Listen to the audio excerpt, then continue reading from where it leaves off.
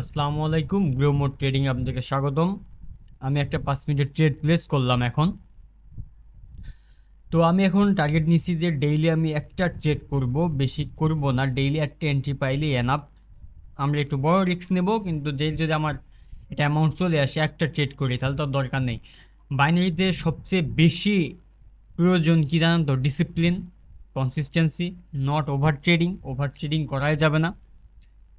আমি সর্বোচ্চ গেলেও একটা কি দুইটা করব, যদি প্রথমটা লস হয় দ্বিতীয়টা প্রফিট করার চেষ্টা করব। আমার 5 মিনিটের স্ট্র্যাটেজি যেটা সুন্দর একটা কাজ করে, আমি চাইলে একটাই নিব। আমি আজকেও একটাই নিছি, কেবলমাত্র 3:35 দিকে এমন নিছি আমি এন্ট্রিটা। ইউরো জেপিওয়াই আপনারা দেখতে পারেন। আজকে 2 তারিখ, তো মাসের শুরু প্রথম দিন। কালকে মনে হয় প্রফিটে ছিলাম, আজকেও আমি প্রফিটে আছি আলহামদুলিল্লাহ।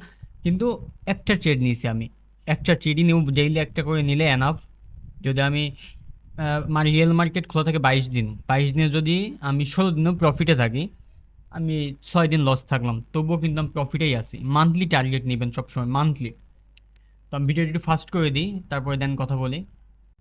প্রফিটের যদি মুখ দেখতে চান, অবশ্যই আপনাকে রুলস মেনটেন করতে হবে। ডেইলি আপনার রুলস থাকা লাগবে যে আমি আজকে একটা ট্রেড করব, এর বেশি আমি করব না। বা এত লস হলে আমি উঠে যাব, বা এত প্রফিট হলেও একটা প্রফিট হলেও আমি উঠে পড়বো। সাপোজ আপনার টার্গেট আজকে $20, $20 প্রফিট হলে উঠে পড়েন। লস যদি $20 হয়ে যায়, উঠে পড়েন। একটাই ট্রেড নিন, একটা কি দুইটা, তাহলে দেখবেন যাতে ব্রেনটা ঠিক থাকবে, হ্যামারিং হবে না, মার্কেটে শুধু ট্র্যাপিংয়ে পড়বেন না। অনেক সুন্দর মান্থলি একটা ভালো প্রফিটে থাকবেন।